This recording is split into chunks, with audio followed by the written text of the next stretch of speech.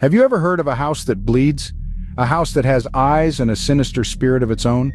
Nestled in the heart of Amityville, New York, is a house that has been the subject of a multitude of spine-chilling tales and unsolved mysteries. This isn't your average haunted house story. No, this is the story of the Amityville Horror, a narrative that has gripped the world for decades. From the outside, it's a quaint, charming Dutch colonial house, but this seemingly innocent facade hides a dark past. A past that has been the source of countless sleepless nights for those who dare to delve into its history. Stories of blood seeping from the walls, of phantom pig-like creatures, of a house with a malevolent mind of its own. So brace yourselves as we pull back the curtain on a tale that continues to intrigue, frighten, and bewilder. Welcome, dear listeners, as we delve into the chilling chronicles of the Amityville Horror. In the quiet village of Amityville, New York, stood a quaint house with an ominous past. Nestled amidst the tranquility of this serene village, the house, famously known as the Amityville House, carries a legacy shrouded in terror and mystery. Its location at 112 Ocean Avenue has become a landmark, with its history deeply etched into the minds of the locals. This Dutch colonial revival-style house, with its gambrel roof and shingled exterior, may seem like any other house in the neighborhood. But it's the distinctive eye-like quarter-round windows on the third floor that give it an uncanny resemblance to a face. A face that many claim has seen unfathomable horrors, and perhaps even participated in them.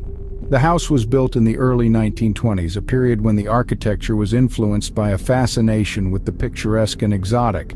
The house, with its steep sloping roof and the central hallway which extends from the front to the back of the house, is a characteristic example of this architectural style.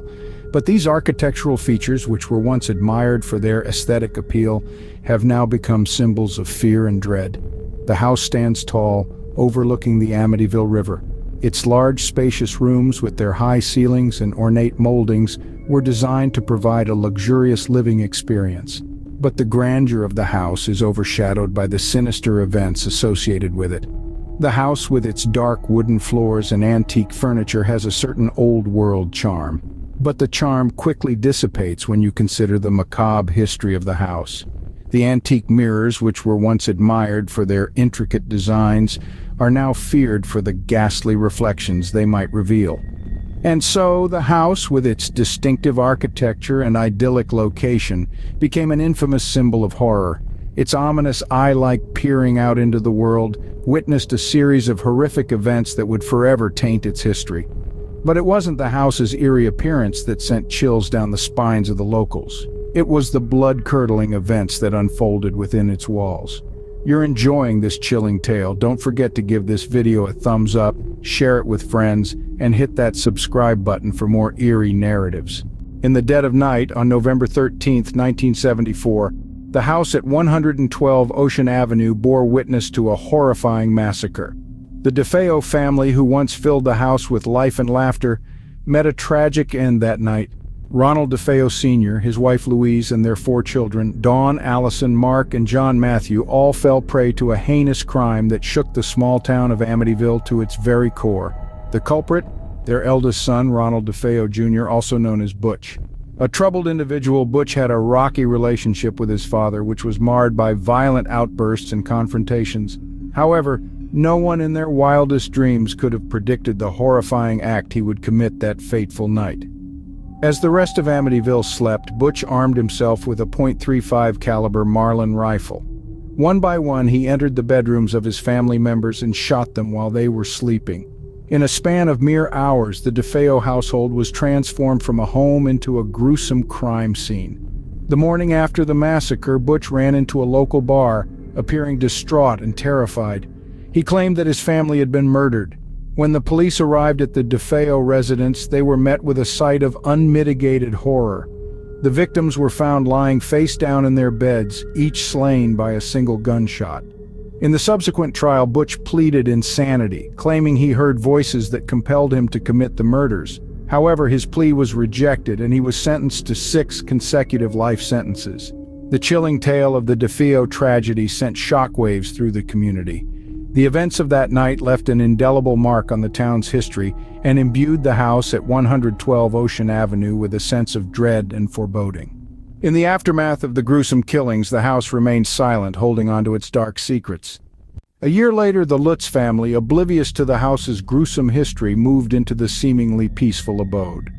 The Lutz family, a picture of the American dream, moved in with high hopes, completely unaware of the chilling events that had unfolded in the house just a year before their arrival.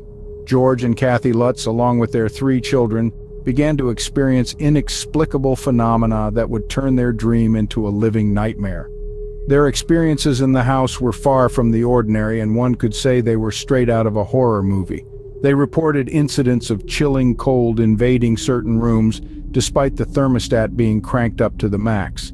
Doors would slam shut without any visible cause, and the smell of perfume would waft through the halls, even though no one in the family wore any.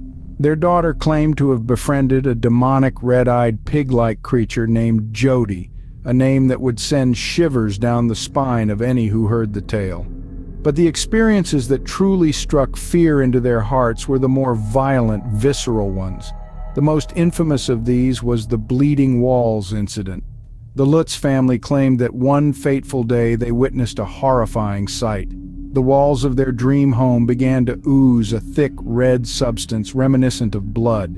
Their dream had turned into a gruesome nightmare, a sight so terrifying that it's etched into the annals of horror history. These hair-raising occurrences continued to plague the family, growing in intensity as the days passed. The Lutz family realized that they were not alone in the house. They were sharing it with entities that were far from welcoming. Their experiences reached such a peak of terror that, after a mere 28 days, they could bear it no longer. The Lutz family fled the house, leaving behind all their belongings and a legacy of terror. After a mere 28 days, the Lutz family fled the house, leaving behind all their belongings and a legacy of terror. The tales of the Amityville horror have been told and retold, each time adding a new layer to the house's chilling legend. Beneath the veil of these gruesome narratives, a question lingers. Are these accounts of supernatural terror based on reality, or are they mere fabrications?